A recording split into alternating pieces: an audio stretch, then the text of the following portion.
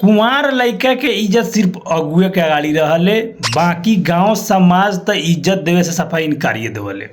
आ घर के लोग कहाँ भइली दे तो कुछो करे के बा फलवा के भेजना चिल्लवा के भेजना जौन कुंवार बा ओकरा बिहार के तो कह न सके त काहे कि ओकर मेहरारुए से फिर पूछे के होतै ना हैं। उहे अगुआ आवै त कही बउआ कथी नाम भेल अपने के? अच्छा अपने छोटका लइका बड़ी ना इनकर जी। बउआ काम धंधा केंती बा?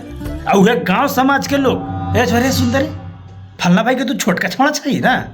हाँ कथी ना होत हो फलना बियाह शादी भेलो कि ना? ना अब लंठवे घूमते रह जब तोहर बियाह शादी हो जाए त चीन के कौन बड़ास लेकर घूमत रहला ई ना कि शादी बियाह कलू घर बसालू। कुंवार लड़का के ऐसा ऐसा चीज से कंपेयर कल जा रहा सुनबा त खान में से खून निकल जाता। अरे बेटे अब कोनो आदमी पूछी चाचा तो छोटका लड़का के शादी हो गलो ना? अभी कहाँ भेलो तो सुधा काहे न लेता रहा? कटनी है या जोतनी है जो सुधा काहे न लेता रहा? मेरे साथ अन्याय हुआ है